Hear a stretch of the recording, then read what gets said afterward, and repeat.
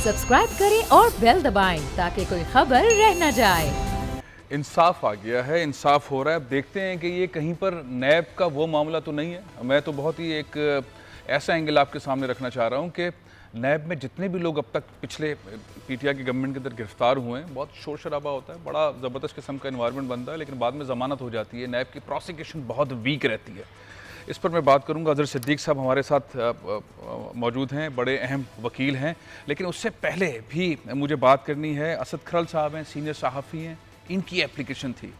बहुत सारी चीज़ों के अंदर ये अदालत के अंदर मसरूफ़ रहते हैं। एक ऐसे सहाफ़ी हैं असद खरल साहब। अस्सलाम वालेकुम।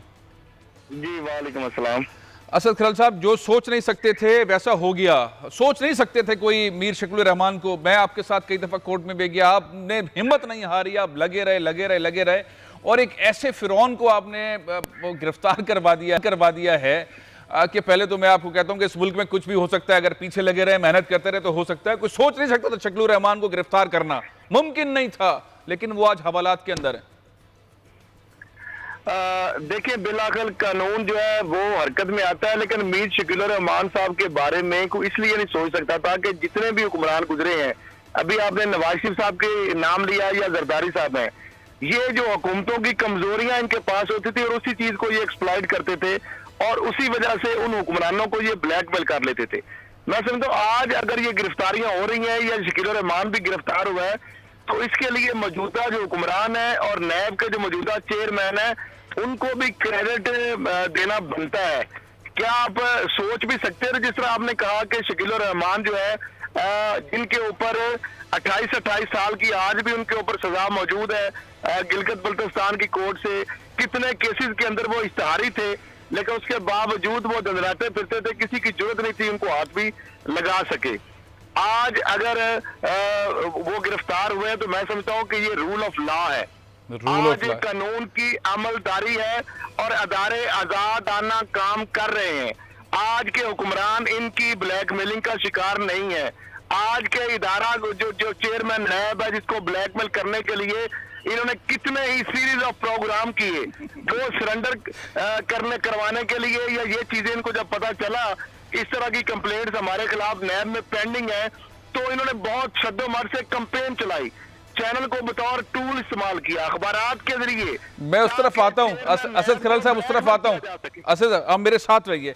अजहर, ये जो केस है, पहले तो मैं केस आपसे समझना चाहूंगा। वैसे अदालती मामला है, बहुत मोहतात होके, लेकिन जाहिर है लोगों को बताना जरूरी है कि दूसरी जानिब बड़ा प्रोपेगेंडा चल रहा है, आज़ादी सहाफत का एक रैकेट चल रहा है, बड़ा मामला चल रहा है, पता नहीं क्या क्या मुसीबत आ गई है, सब कुछ चल रहा है। बहुत ध्यान से कि ये 18 महीने तक एक बड़े मीडिया ग्रुप को इस ग्रुप ने हुकूमत के साथ मिलकर तबाह कर दिया, बंद कर दिया, जेलों में डाल दिया मालकान को, मासूम लोगों को, आईटी एक्सपर्ट को, जो पाकिस्तान में $350 मिलियन खाली 2014 में लेकर आए थे, उन सबको, उन बच्चों को, मासूम बच्चों को जेलों में डाल दिया था। शकील साहब उसके पीछे थे, मतलब सब जानते हैं, लेकिन मैं थोड़ा सा हो सकता है 2% ज्यादा जानता हूं। लेकिन बहरहाल इस केस में अजहर सिद्दीक साहब क्या सूरत हाल है? हम एक वो तासुर आता है बार बार, जो मैं शुरू में कह रहा था कि नैब अगर गिरफ्तार कर लेती तो प्रोसिक्यूशन बड़ी वीक होती है और फिर वो रिहा हो जाते हैं। सारे रिहा हो गए, ये भी रिहा हो जाएंगे, लेकिन इनके ऊपर बाकी भी बहुत सारे केसेस हैं। क्या नैब की तफ्तीश के दरमियान वो चीजें भी सामने आ सकती हैं? दीगर केसेस के अंदर भी इनके खिलाफ कार्रवाई हो सकती है? बहुत शुक्रिया फैसल। देखिए, एक बात तो समझनी है कि ये पाकिस्तानी हिस्ट्री में पहली दफा ऐसा है कि जो माफिया, जो गॉड फादर या सिजिलियन माफिया के कॉन्टेक्स्ट में, वो चाहे एक दूसरे से जुड़े हुए हैं, वो बेनकाब हो रहे हैं और उनपे हाथ डल रहा है। मैं ये नहीं कहना चाहता कि ये भी कोई गॉड फादर या छोटे गॉड फादर या सिजिलियन माफिया है, लेकिन ये एक रिकॉर्ड की बात है कि पाकिस्तान की हिस्ट्री में उठाकर देख लें कि इनकी तरफ कोई देख नहीं सका, हाथ नहीं लगा सका, और ये मिसाल हाइट है। यानी मैं इख्तियारात के नाजायज इस्तेमाल की, यानी ये अपने आप को समझते हैं कि नवाब मीर शकील साहब के नवाज शरीफ को सिर्फ वजीर आला बनाने में इनका बड़ा हाथ था, और ये सारा उसी बड़े गेम प्लान का एक हिस्सा था। और ये भी कमाल की बात है कि जब जौहर टाउन बन रहा था, कि ये खुद तो मालिक ही नहीं थे किसी जगह के ऊपर, इनके पास रजिस्ट्री तो कोई थी नहीं, एक जाली सा मुख्तारनामा आया कुछ हाकिम के नाम से, आज तक ये भी रिकॉर्ड में नहीं आ सका पैसे ट्रांसफर कैसे हुए, इन्होंने पैसे कैसे दिए, कोई चीज रिकॉर्ड में नहीं है। और वो एग्जामिशन दे दी, कैसे चले मान लिया तकरीबन 150 कनाल से ज्यादा कोई 133 कनाल एक जगह थी, कोई 23 कनाल या 33 कनाल एक जगह, और कोई 3 जगह अच्छी जगह, स्कैटर्ड जगह थी, और कंसोलिडेट हो सकती है अंडर द कंसोलिडेशन एक्ट। वो सिर्फ एग्रीकल्चर लैंड के हवाले से, ये इस तरह की अर्बन के हवाले से, कंसोलिडेशन के हवाले से ये प्रिंसिपल वो वाले तो अप्लाई होते हैं। जैसे मान ले इन्होंने ऐसा कर दिया, तो इनके नाम तो कोई प्लॉट था नहीं है, एक बाकायदा वो मुख्तारनामे की बेस पे ये सारा मामला चला, और 15 कनाल 15 प्लॉट से ज्यादा एक जगह दे नहीं सकते एग्जम्पशन आप। इसमें भी रूल्स को ना सिर्फ वायलेट किया, बल्कि वो जो रिलैक्स करने का लफ्ज इस्तेमाल कहते हैं ना, वो तो इख्तियार है ही नहीं। आप इस तरह का इख्तियार कितने लोगों के खिलाफ इस्तेमाल कर सकते हैं? फिर यही बात नहीं खत्म होती है।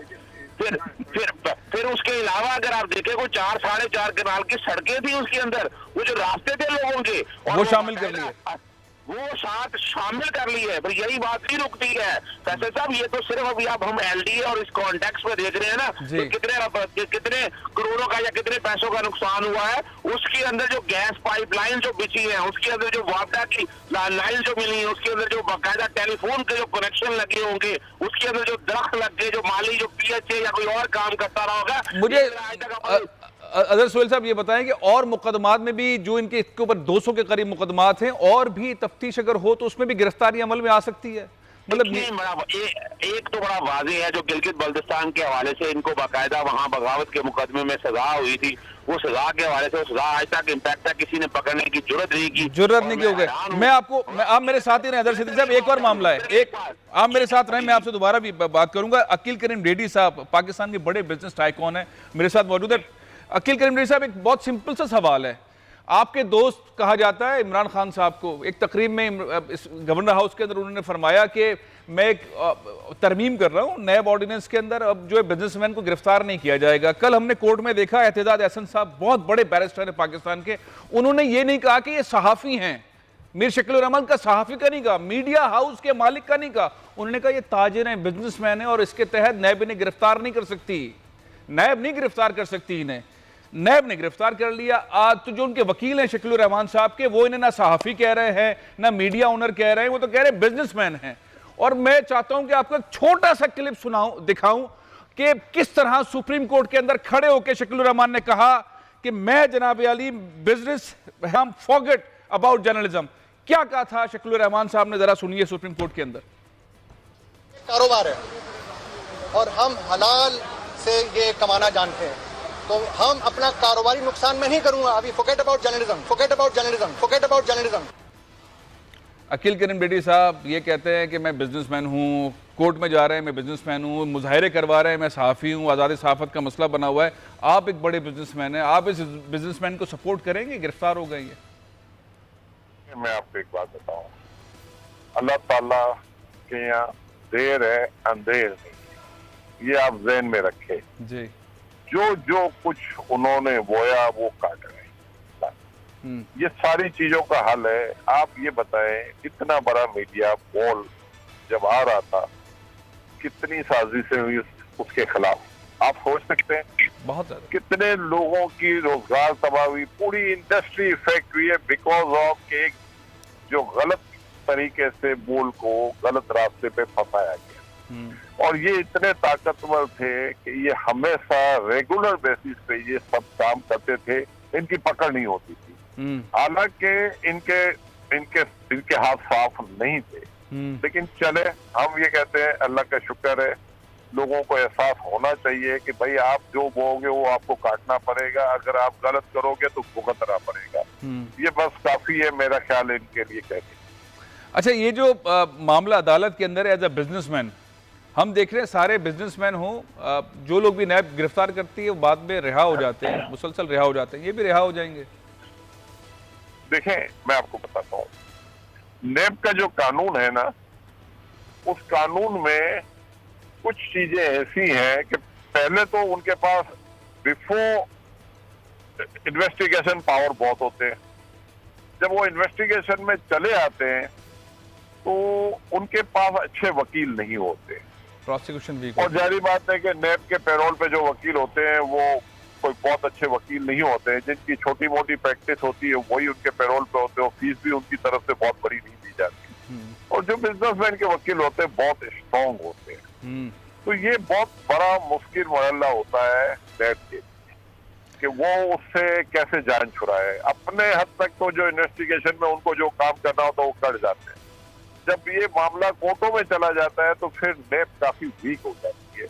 अखिल भाई, मैं एक न्यूज ब्रेक ले रहा हूँ। बहुत अहम पॉइंट आपने डिस्कस किया है कि प्रोसिक्यूशन बड़ी वीक होती है और तो वो भारी वकील रख लेते हैं, अच्छे बैरिस्टर रख लेते हैं और फिर कोर्ट से जो है उनको रिलीफ मिल जाता है। लेकिन बोल वाले मामले में आपने देखा, एग्जैक्ट वाले मामले में, कि प्राइवेट स्पेशल प्रोसिक्यूटर अपॉइंट किया गया, बहुत भारी रकम दी गई, वो धड़ल्ले से स्पॉट पे खड़ा होता था और खड़े होने के बाद एक बहुत बड़ी लाकानूनियत नजर आती थी और सब कुछ अगले दिन मीडिया पे नजर आता था।